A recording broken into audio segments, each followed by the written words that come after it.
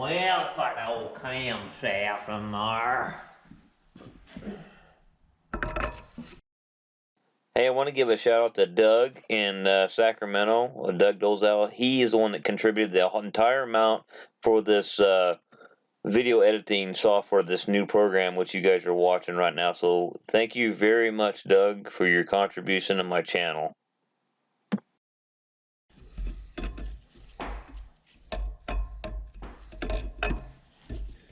I do have a lifter if I can come out on me or something. What the hell's going on here? India.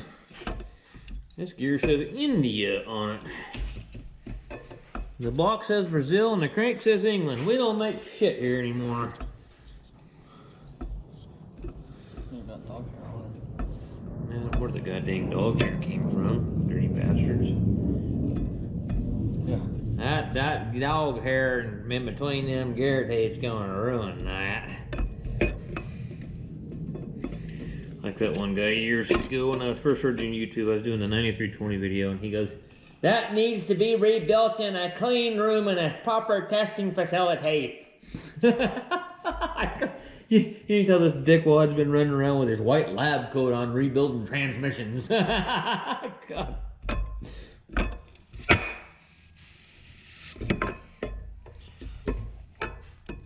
There's an old saying, you don't know shit.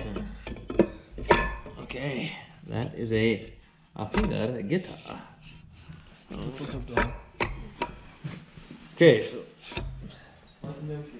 I gotta get the cam thrust plate, put it on there, and then my timing marks are lined up. I got the 0 on the 1 tooth on the crank between the 2 zeros. I think that's right. Where does the injection pump get timed to? How did that gear get so damn? It's a brand new gear. How the hell did it get so damn dirty already? Well, maybe this is. Maybe it doesn't. Alright, well. Huh, okay. I'll get the cam thrust plate in. Cam thrust plate's torqued to 2 bolts in there, 18 foot-pounds, same as the inner bolts on the inside here. I was kind of curious. There's the old gear, as you can see, the old rust in it and stuff. This one here was made in Germany, West Germany. That was back before the. I bet that's back. Let's see. I'm trying to think of what year this range this was. This must have been. It must have been when the. I don't know if the wall was still up or what, but it must have been, when it was still East and West Germany, when this one was made. That's kind of interesting. Germany. I might just keep that just for keepsake. But here's a new one. It was made in India. And now I'm going to eat some big time crow on this. It was the right gear all along. I had in my head planted so far up my ass that I think I need to put a piece of plexiglass on my stomach sometimes so I can see where I'm going. But this is the part number on the old gear, 3907677. It's right there. So I was just looking in the same spot. I didn't even pay attention. I mean, duh. I feel like a dumb shit sometimes. Well, because I am. But I just read this number. I didn't even pay attention up here. That's the part number up here, 3918777. This is a casting number. I was looking at that, and then I was looking at this number on the box thinking, well, shit, they gave me the wrong gear. No, I was the one that was wrong. I was just kind of screwing around here, guys. That's the old camshaft out of my 12 valve out of my service truck, and that's the 8.3 cam. That's the difference. It's really not that much bigger than I was expecting, I mean, but it's probably good 6 inches longer. That's what she said. I couldn't help it. Anyways, so we got it timed. We got our timing marks lined up. Got our oil pump in, torque down. Same thing. You tighten these corner to corner at 4 foot-pounds, and you go 18 foot-pounds. You know, common sense practical thing that a guy would want to do is make sure you pour oil in the oil pump before you stick it in there, so it's wet. I mean, the book tells you to help it for priming it. Well, this ain't a small block Chevy. I mean, you don't really got to prime. I've never had a diesel engine I really had to prime the oil pump on. I mean, you pour a little oil, get them wet, and stick them in there. And it don't make such sense to prime this one because we got the block sitting vertical and it's all going to just run right out of it anyway. So what I do want to do though, is means I got the crank and the cam and the oil pump. I want to make a full revolution here with the crank just to make sure that everything runs kind of smooth. I don't think I got a crank interference problem down there. But I'm probably going to have to get a bolt for the crank dampener. It should be right here.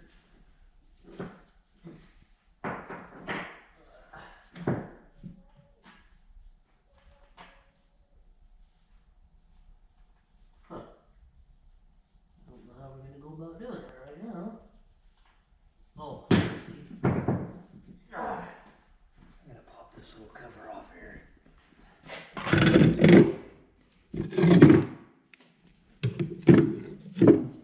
Then I can get the bolt out. There we go.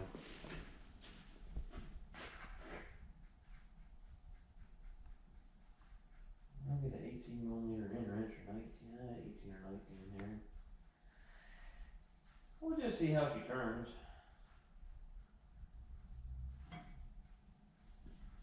See what it feels like, you know.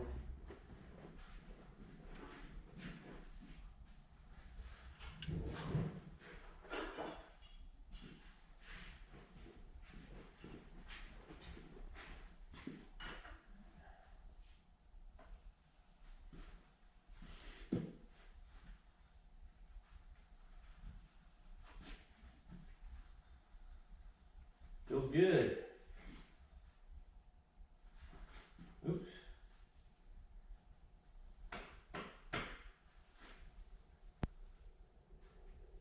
We'll go back, get the time and marks line back up. I'll go on and go over here and make the cam go clear around.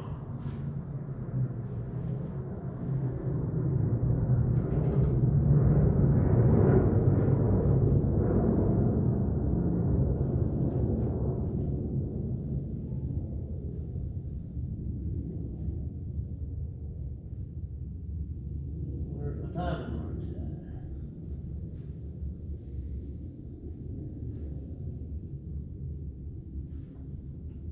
at? Alright. I think I'm pretty happy with that.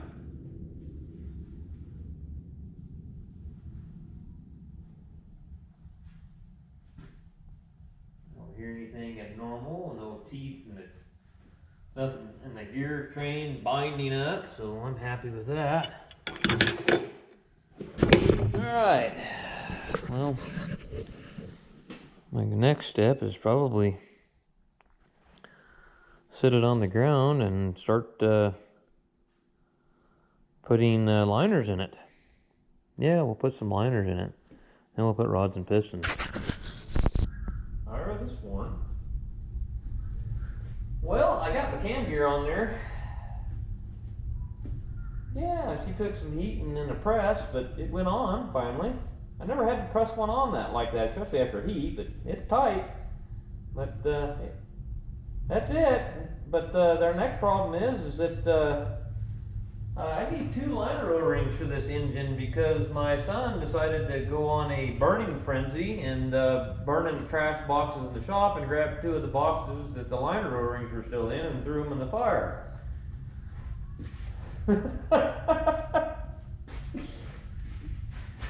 Yeah, I know.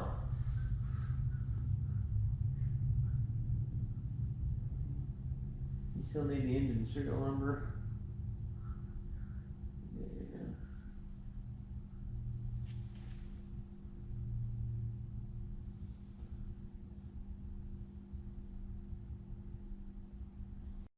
I was gathering up, I wanted to start putting liners in, you know, and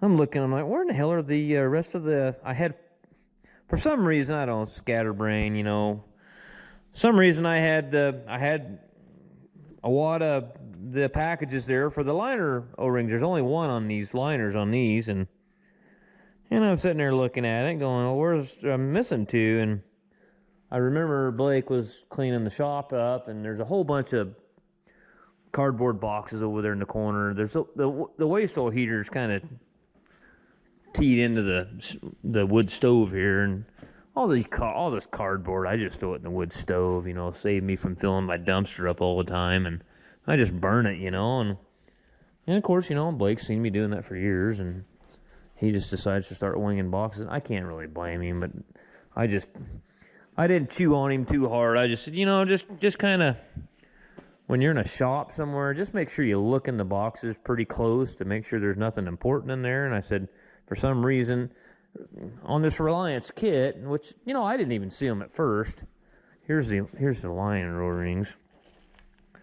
But they had these boxes. Where in the hell is it? Well, trying to find one so I can show you. I know what happened, and okay, so here's the box they come in, and they had oh, there's already a blue thing in there. Anyways, there's that blue thing and the instructions, and there's a piece of styrofoam on the bottom. Well, they had this and the instructions below.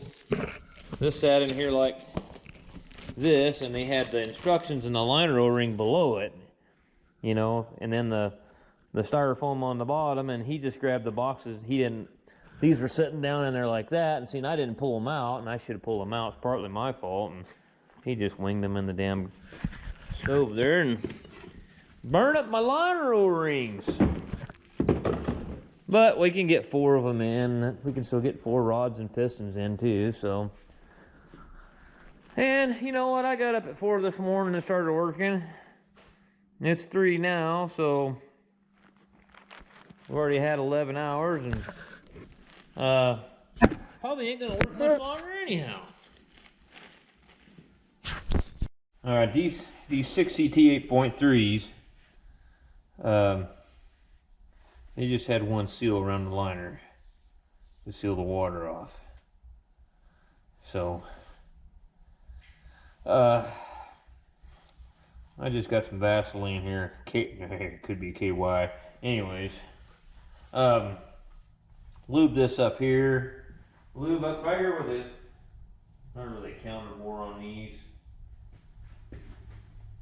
And then lube up the ID here where the sealing surface is, where it goes into the block. And then stick your liner in there.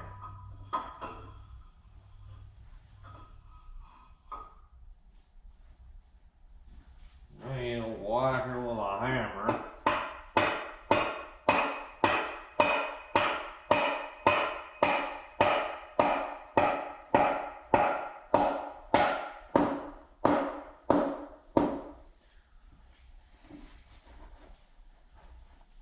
Get in there nice and deep like.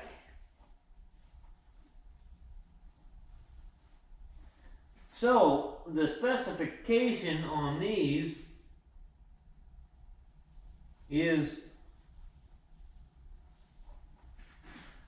4 to, let's see, it's like 00005, which is basically 0. So either they can be flush or 4/1000s. And I'm going to go get my liner protrusion gauge when I go down to McDowell tomorrow, because I didn't bring it with me. But, you know, I ain't going to lie to you. If you do this enough, you've done enough of these, run your fingernail across there, you just do enough of them, you know when it's right. And I can tell you that one there ain't nothing wrong with it.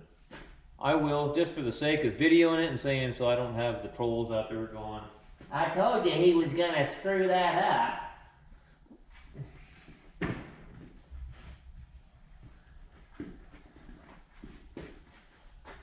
The only thing they've ever rebuilt was their potato, I don't know, maybe their couch cushion when they wore it out.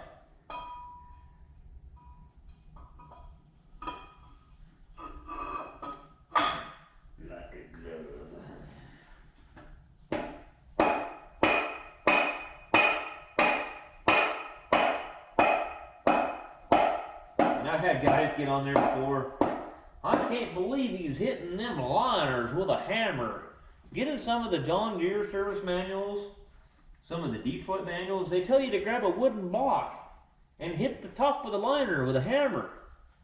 So it's not something that's not ever been done, or that's out of the ordinary. Well, we got a problem. I called Ag Kits. I know they'll probably take care of it, but I mean, it just sets me back. Again, here we are with another problem. Look at this wrist pin. This is a brand new wrist pin. Look at that big chunk of metal out of the middle of it from Reliance. I ain't putting that piece of shit in there. And then I took the other wrist pins and I can't get them into these are new rods, and I called them. I said, am I supposed to have these rods reamed to fit the pins, or I thought this was all ready to go. And I mean, I got to beat them in there with a rubber mallet just to get them in there, and then beat them back out of there, and then you can't turn them once you get them in there. So it's kind of looking like we're gonna have to take these rods down and I just try to avoid any of these machine shops around here like the plague, because I know I'll give them the 6 rods and they'll hold on to them for a month, So I don't know, just another thing that sets you back. That's the whole reason I ordered the rods, is slide them in there, you're ready to go. But I don't know, it's just frustrating, very frustrating trying to get anything accomplished and get anything done. Usually, I mean, most of the time when you put new rods. So we're looking at this, look at this nut. Look at that thing. What the hell is that shit?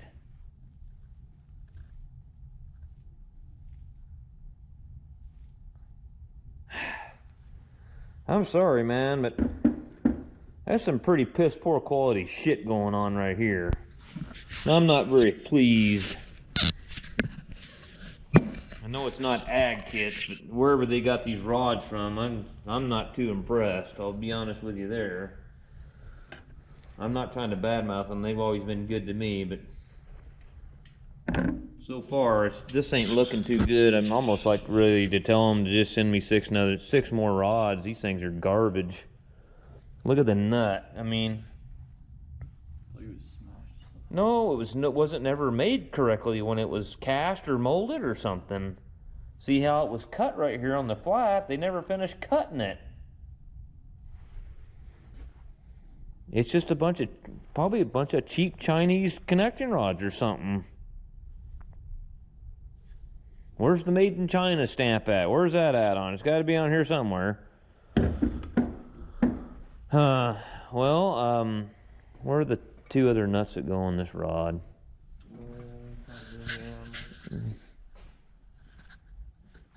Here they are.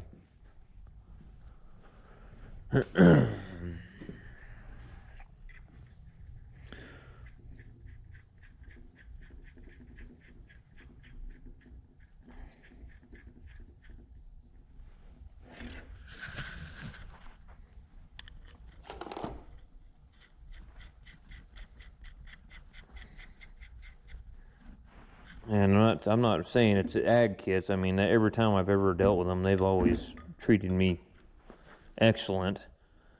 And I'm not running them down. I'm just saying that the parts, that wherever because Ag Kits doesn't build the connecting rods. They get them from somewhere. So whoever their supplier was on this certain order, I mean, not too good, not too good. And I don't know that the rods. I don't think the rods were Reliance. I think they were the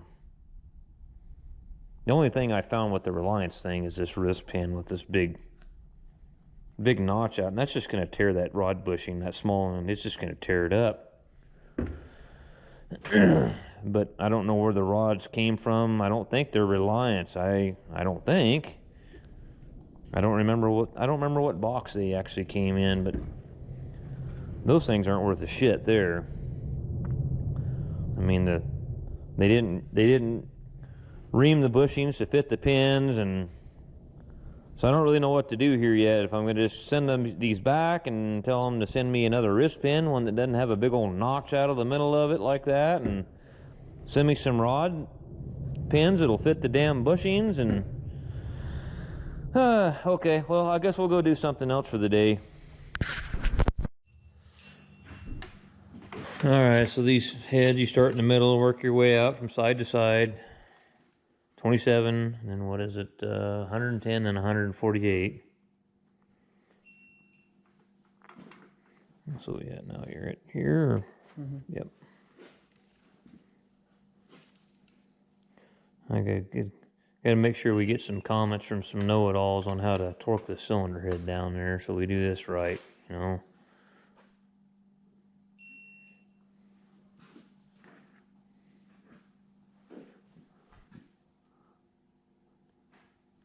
So if you're there, then you're probably gonna go to an, yeah.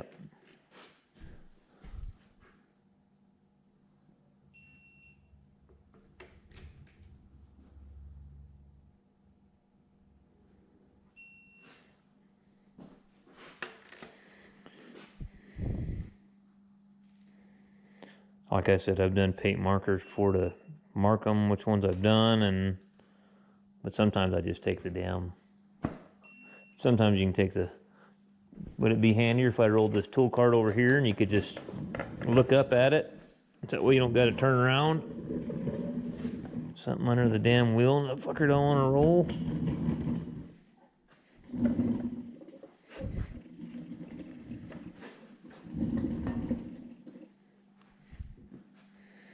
And that's the intake side. It should be facing exactly the way you're sitting right now.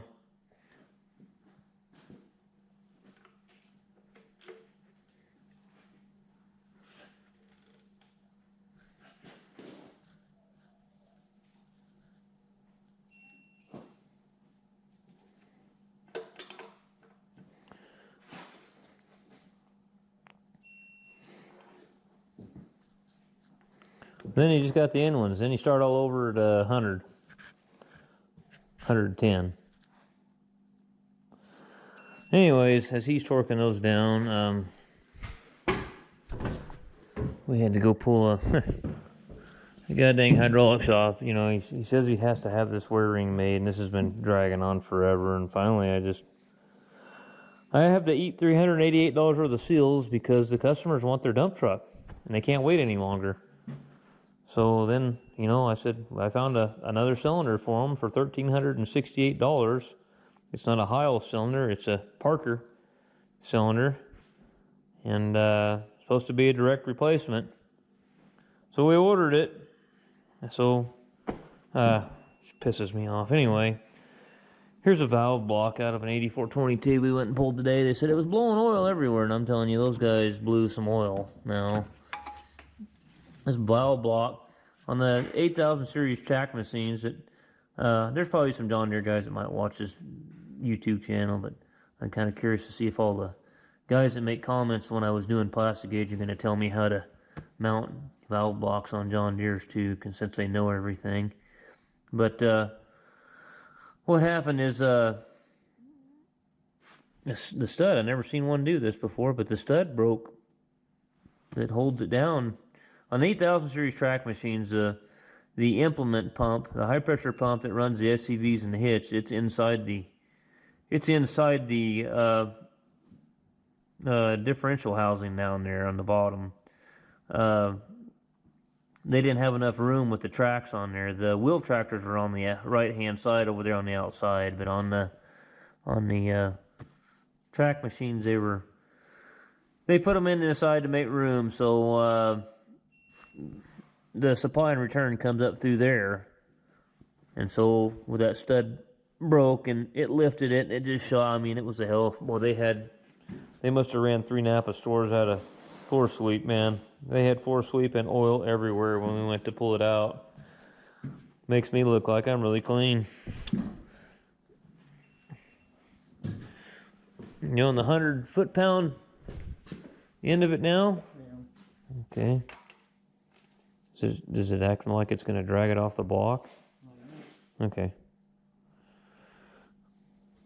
Don't pull too hard and shit your pants.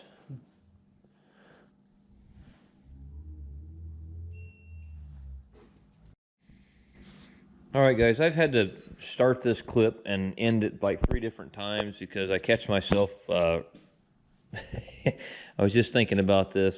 This is a new morning. I made like 3 previous clips and I erased them because I went into a full-blown rant because I just sometimes, I mean, I shouldn't do that and let these morons get to me, but it just, I'm going to be honest with you, they're stupid. Most of them are. And a guy that gets on there and tells me how to start, a guy that got on there last night and was telling me how to build engines and do this and that. Well, I kind of called him out on it, and come to find out, he doesn't even do this for a living. He does it for a hobby. He's an electrical contractor. But he's going to tell the diesel mechanic that has hundreds of videos of engine rebuilds and hundreds of videos of transmission rebuilds, he's going to tell him how to build engines all of a sudden, because this guy does it as a hobby. You know, I don't know. It's just, I can't even describe the arrogance of people anymore. It's just they get up in the mornings and I guess they look in the mirror and they're just so proud of their minor achievements. You know, whatever, man. We're going to carry on with our video, and I'm going to do as a lot of my subscribers and good people out there have told me, just do what you do, man. Those other people, they can go piss up a rope. So anyways, here we are. We got the head on it, and I didn't video the piston installation or the head installation. I was kind of in that mood to where there was just a lot of things going on. I mean, we've had a lot of debacles with this and other projects, and it's, to be honest with you, none of them are my fault. It's all my vendors. I mean, it's just parts wrong, parts not fitting correctly. The rods in this thing, I had to make a 3-hour round trip to Medford. My son did, sent him over there because the wrist pins, one of the wrist pins fit in the rods perfectly, just like it's supposed to. And I called the guys that I bought it from and said, hey, what's going on with this, man? I can't get the wrist pins. We got to beat them in with a hammer into the bushings. And he said, well, those should be pre-sized. They're supposed to be ready to go. And I said, well, they're not. And, well, you can send them back. I said, dude, I don't want to wait another week, to get my shit here done. I got to make something happen here. I need to make some money and pay my bills. And I think that's the thing. These vendors, they don't seem like they really give a shit. I mean, I could go into a long, blown-out story about the shit that's going on around here right now with that front axle that I sent off 2 weeks ago out of that 7520. It's still sitting at the machine shop, and they haven't touched it yet, And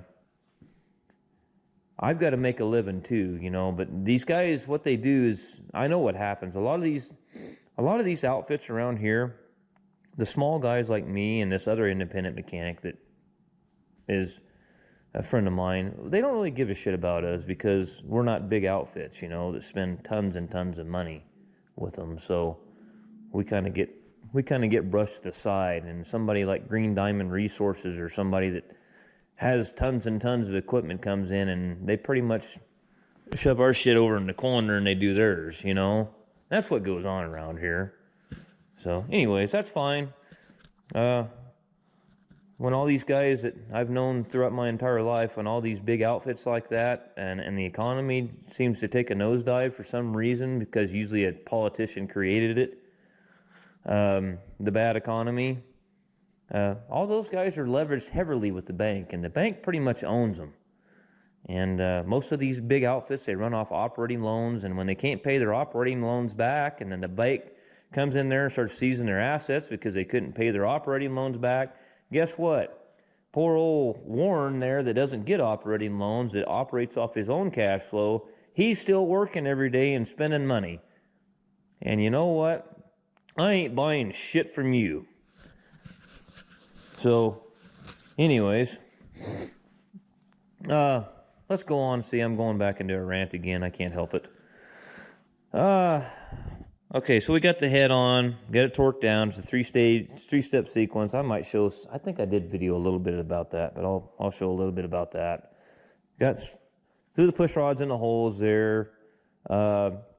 This is the oil transfer tube. It's got I'll just pull it off real quick. It's easy to put on. On some of the earlier engines I've worked on the 8.3s, if you see one there and you're into it, and this oil transfer tube's nylon, they made a nylon transfer tube, throw that sumbitch as far as you can throw it. Okay? Because it's going to cause you a lot of grief if you don't. Okay, so you'll see an oil hole.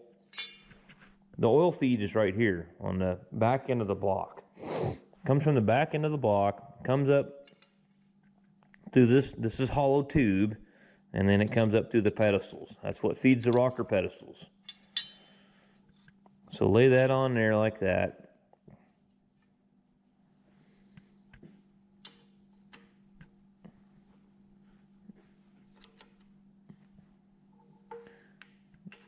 And put your pedestals on.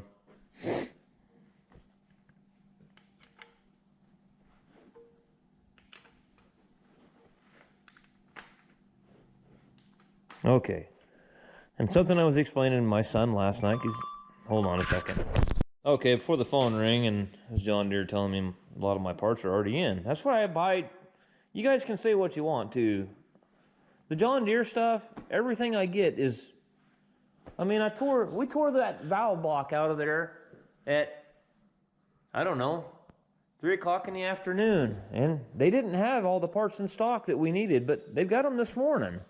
Everything we have is the next day, and we can get this shit moving, you know, and that's what I don't like about that JCB stuff. I mean, I think JCB would do a lot better if those guys could get their parts game down and get stuff here in a timely manner.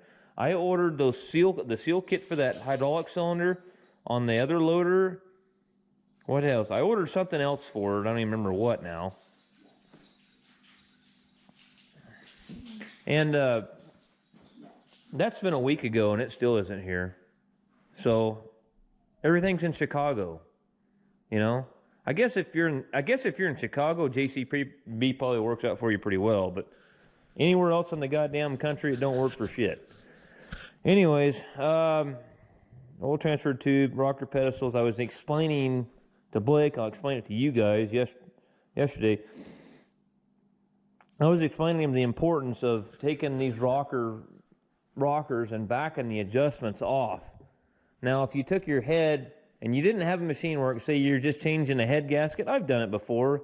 I've been out in the middle of a field and pulled a head off because I blew a head gasket and was in a hurry and the dirt was blowing. You didn't want to have the engine open any longer than necessary to keep all the dirt out of it. So I just slammed the head back on there, new head gasket after you get things cleaned up. Don't even back off the rockers and just stick them back on there.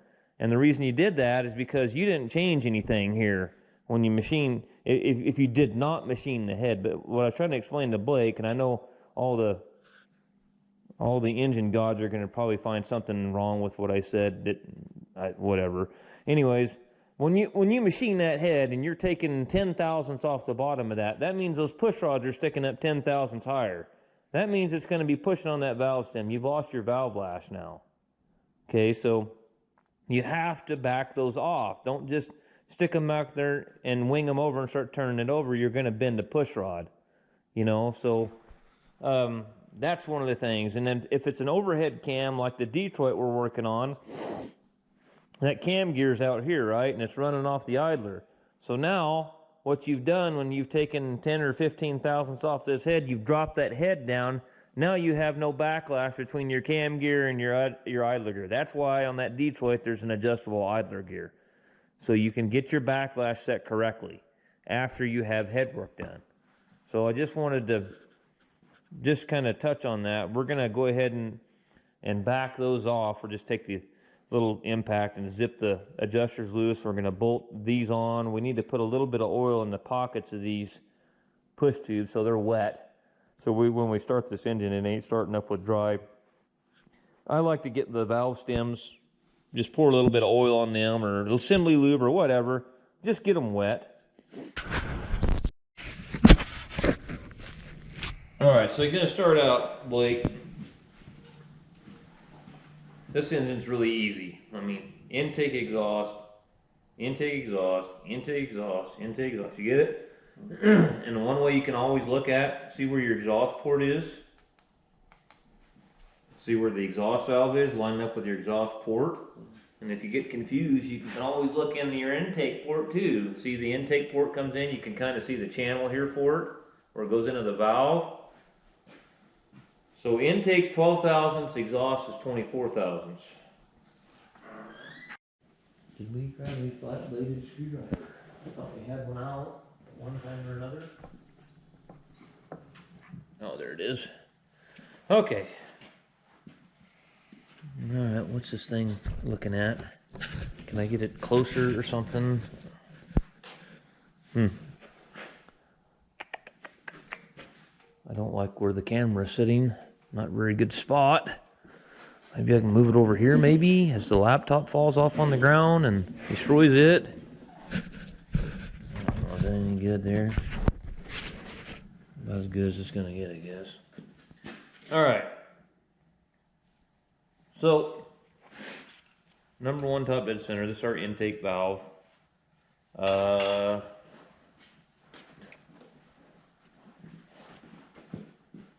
Sorry, my wife came in and couldn't find one of the dogs, so we went on a dog hunting spree and kind of threw everything out of focus here. So, anyways, intake 12 thousandths, okay.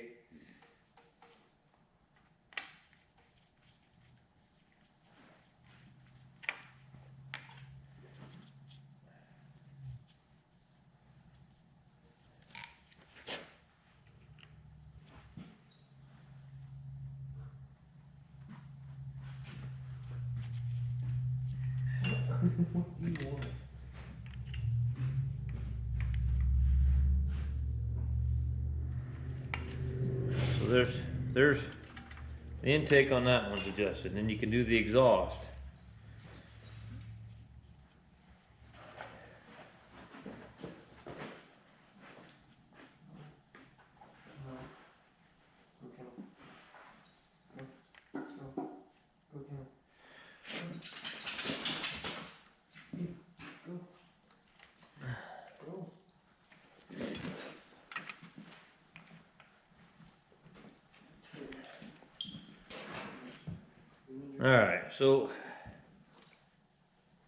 Alright, so then the next one you're going to do is the intake on, Blake, you over here and pay attention. I was getting dizzy if I You want to learn how to do this shit, good. Pay attention. Some engines will, like the old Big Cam Cummins, you'll do one set at a time. You'll have to run the accessory drive on a Cummins and go to A, B, and C. Basically, this style of valve blast setup, what you're doing is they're basically going, they're going to do half of the cylinders basically on one revolution of the crankshaft, and you've got to go clear back around to the other side. See, right now we're at number one top dead center, which means this companion cylinder is on top dead center exhaust.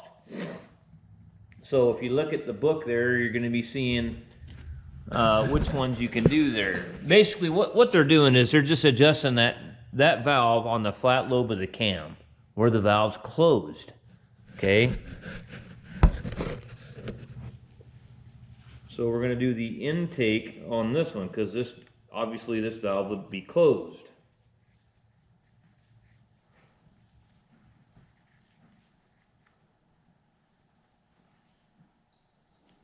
Just kind of give it a slight drag there on the feeler gauge. And you kind of, this engine here don't have enough hours on it. The rockers and stuff haven't, like truck engines, you'll get into truck engines where they ran the overhead 1,000,000 times on it, and you'll have a bunch of slop in the threads, and I mean sometimes it's kind of tricky. Sometimes you'll try to hold it and then tighten your jam nut down, and there's so much slop in the threads because they've been over tightened and backed off 100 times over the years. That slop in the threads will really throw you off, and sometimes you'll tighten up the jam. You'll try to hold the jam nut and tighten up the center, or hold the center and then tighten the jam nut up, and all that slop in the threads, and then it'll be too tight on here. I mean, you'll have to back it off 13 times before you finally get it to where it doesn't feel like it's too tight. So we go to intake exhaust, and then we go to cylinder number 3. See, on cylinder number 3, you're going to do the intake on number 2 and the exhaust on number 3. So 1, 2, 3, this is your exhaust.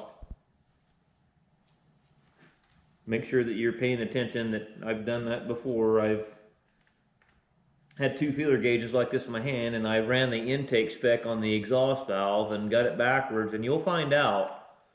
Sometimes it'll make them to where they're just tight enough to where you'll go to turn it over to the next set, and the sumbitch will bind up because it's too tight. So, another thing you got to watch out for, the human error factor. And I know there's probably some guys there that's going to make comments on there. They've never made a mistake in their entire life, and they've never done anything like that. They get up in the morning and shit excellence every morning.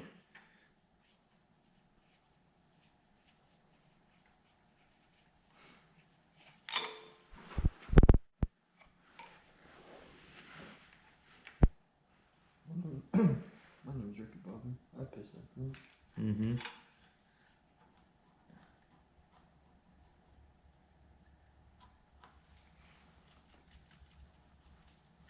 Right. I'm going to run one set, and I'm going to let you do a couple. I'm going to run the first set. We'll rotate the crank 360 degrees. So then you're going to do number 4, intake, 12 thousandths.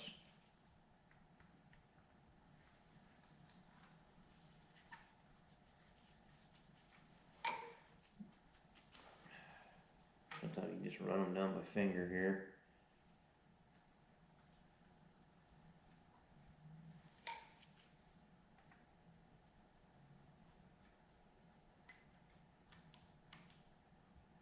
Okay. Take that right there, like that right there. Right there. Mm-hmm. Come on, dirty bastard, get down there. It's kind of funny how it's a metric engine, but you get to the rockers and it's 9/16. See, that's too tight. I gotta back it off a little bit.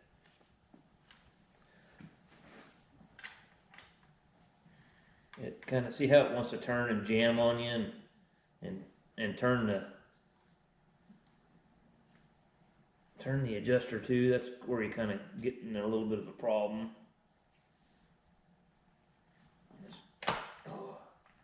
This one's being kind of a prick.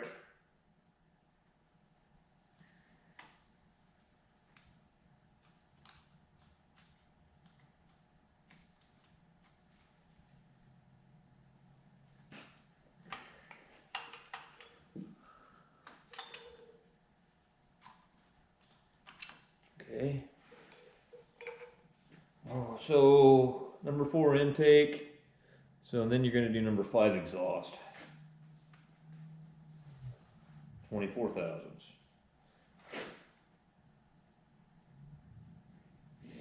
Then you'll rotate it to the next, basically 360 degrees, which I'll kind of show you how to do that.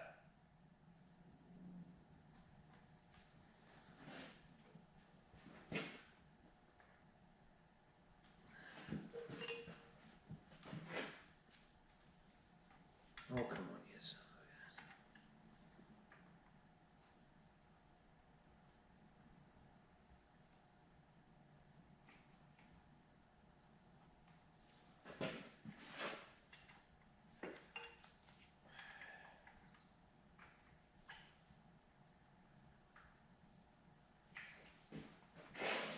All right, so that set's done.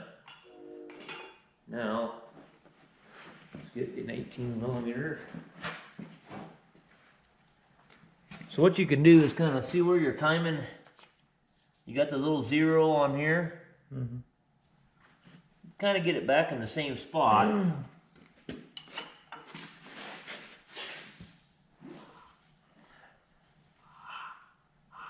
The crankshaft, you're going to go 360 degrees with it. It's tight. Now, number 1, if everything's set right, number 1, both of these should be tight. See how those are tight? You know what that's called? That's called valve overlap. So when then on that piston's on the upstroke, on the exhaust stroke, what it does, the way the cam profile is, it'll open the intake and exhaust for just a moment. That's called scavenging. That helps get a little bit of intake air into the intake port through the intake valve into the cylinder and helps flush that exhaust gas out of the cylinder. That's called valve overlap. That's how you know when you're on the right one. So now we know we're on number 6 top dead center. Number 1's on top, number 1 top dead center exhaust. So now